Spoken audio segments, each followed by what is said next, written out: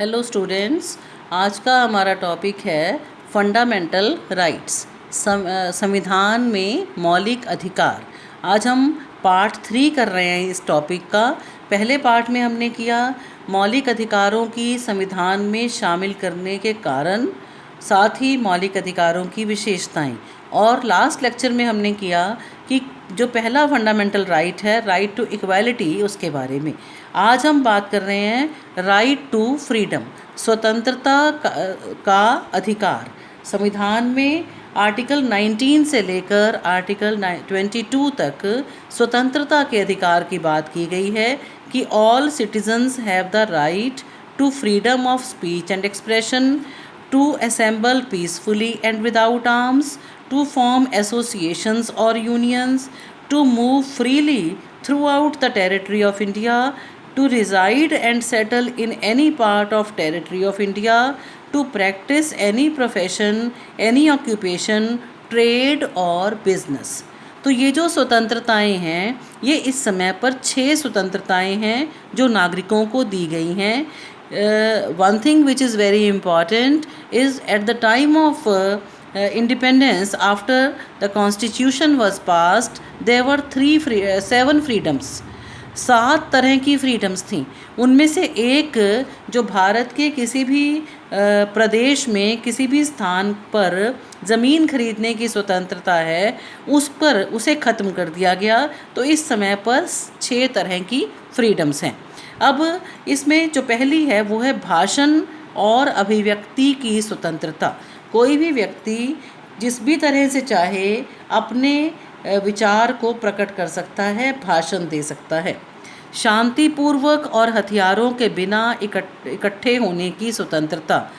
अगर कोई व्यक्ति चाहे, लोग चाहें, पीसफुली इकट्ठे हो सकते हैं, विदाउट आर्म्स इकट्ठे हो सकते हैं।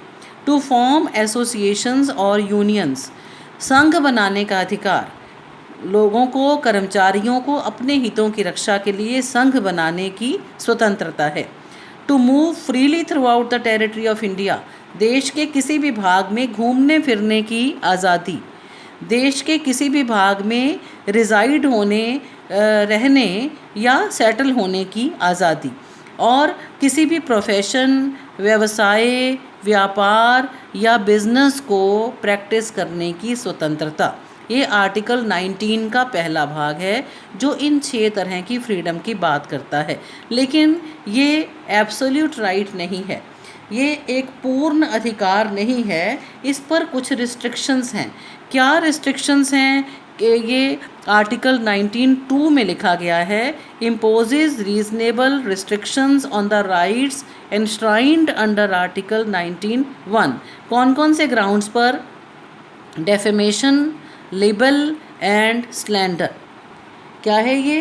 कि कोई भी मानहानि की स्थिति में या विचारों से किसी का अपमान करना या किसी लेख में किसी का अपमान करना, ये तीनों ही ग्राउंड्स पर दिन में से कोई भी एक हो।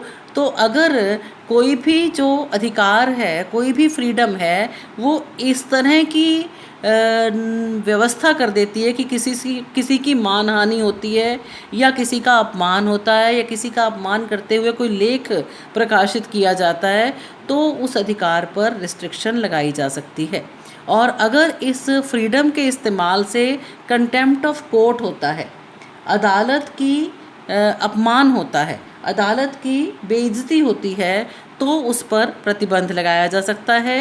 Decency and morality. Decency and morality क्या है?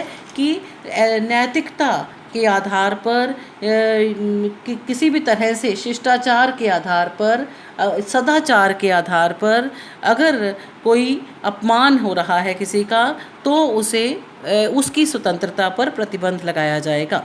और सिक्योरिटी ऑफ स्टेट, यदि देश की, राज्य की सुरक्षा को खतरा है कि इनमें से किसी भी स्वतंत्रता के इस्तेमाल से, तो उस स्वतंत्रता पर प्रतिबंध लगाया जा सकता है। जैसे जो किसी भी भाग में बसने की आज़ादी है, किसी भी भाग में रहने की आज़ादी है, तो राज्य चाहे कोई अनुसूचित कबीलों के हित में या जनता के हित में उस पर रिस्ट्रिक्शन लगा सकता है। चलने फिरने की, घूमने की स्वतंत्रता है, तो जो सैनिक इकाइयाँ होती हैं, जो कंटोनमेंट एरियाज़ होते हैं, कैंट एरियाज़ होते हैं, उन पर यह आज़ादी पर रोक लगाई जा सकती है। इसी तरह संघ बनाने की स्वतंत्रता है। अगर वह संघ कोई नुकसान पहुंचा रहा है, देश के हित के विपरीत काम कर रहा है, तो उस पर प्रतिबंध लगाया जा सकेगा। और अगर किसी की भाषा से, किसी की एक्सप्रेशन से या किसी के इकट्ठे होने से किसी इनमें से कोई भी कंडीशन पूरी होती है तो उस पर रिस्ट्रिक्शन लगाई जा सकती है। ये रिस्ट्रिक्शंस हैं जो फ्रीडम के ऊपर लगाई जा सकती हैं। Next we come to article 20। Article 20 क्या है? Protection with respect to conviction of offence. अपराध के समय किसी भी तरह की प्रोटेक्शन, किसी तरह की प्रोटेक्शन कि no person can be convicted for violation of law not in the force at the time of commission of offence. जिस समय पर एक व्यक्ति ने अपराध किया था, उस समय पर जो कानून हैं उन्हीं के अनुसार उसे सज़ा दी जा सकती है। कोई भी ऐसे कानून के अनुसार उसे सज़ा नहीं दी जा सकती जो उस समय पर फोर्स में नहीं था, उस समय पर एप्लीकेबल नहीं था जिस समय पर व्यक्ति ने वह अपराध किया था। No person can be convicted for the same offence more than once. एक व्यक्ति को एक अपराध के लिए एक ही बार सजा हो सकती है। Protection to a person accused of an offence against compulsion to be a witness against himself. किसी भी व्यक्ति को अपने खिलाफ गवाही देने के लिए, अपने खिलाफ विटनेस बनने के लिए कंपेल नहीं किया जा सकता। ज़बरदस्ती उससे कोई भी किसी भी तरह का कोई बयान, कोई लिखित दस्तावेज नहीं लिया जा सकता। ये आर्टिकल 20 है। 21 is protection of life and personal liberty.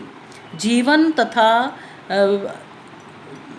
व्यक्तिगत स्वतंत्रता की सुरक्षा, कि हर व्यक्ति के जीवन की सुरक्षा के लिए राज्य जिम्मेदार है।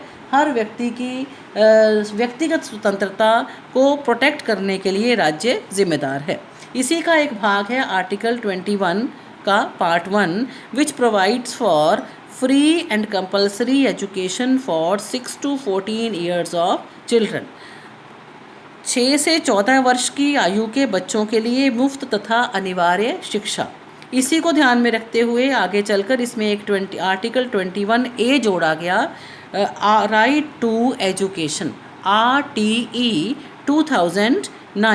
2009 में यह अधिकार पास किया गया, यह कानून पास किया गया, राइट टू एजुकेशन। और इसी के अनुसार जो 6 to 14 ईयर्स के बच्चे हैं उनके लिए मुफ्त तथा अनिवार्य शिक्षा की बात की गई है। Article 22 is concern with protection against arrest and detention. कैद में लिए जाने या कैद में रखे जाने, नज़रबंदी, गिरफ्तारी के खिलाफ सुरक्षा। Anyone put under detention needs to know reasons of detention. अगर किसी को भी गिरफ्तार किया जाता है, उसकी गिरफ्तारी के तुरंत बाद उसके गिरफ्तारी के कारणों से परिचित करवाया जाना ज़रूरी है। उसे बताया जाना चाहिए कि उसे गिरफ्तार क्यों किया गया है, और उसे गिरफ्तार किए गए व्यक्ति को अपने वकील से सलाह करने का अधिकार है, और he has to be produced before magistrate within 24 hours of his detention। जब उसे गिरफ्तार किया जाता है तो साथ ही उसे मैजिस्ट्रेट के सामने विदिन 24 आवर्स प्रेजेंट करना आवश्यक है। इसका मतलब ये है कि न्यायालय की अदालत की आज्ञा के बिना किसी भी अपराधी को 24 घंटे से ज़्यादा कारावास में नहीं रखा जा सकता, जेल में नहीं रखा जा सकता। तो लेकिन जो ये कानून हैं, ये जो अधिकार हैं, ये भारत के नागरिकों के लिए हैं, भारत के दुश्मनों के लिए नहीं हैं, या फिर उन लोगों के लिए नहीं हैं जिन्हें प्रिवेंटिव डिटेंशन एक्ट के अंडर गिरफ्तार किया जाता है। प्रिवेंटिव डिटेंशन एक्ट क्या है? निवारक नज़रबंदी अधिकार।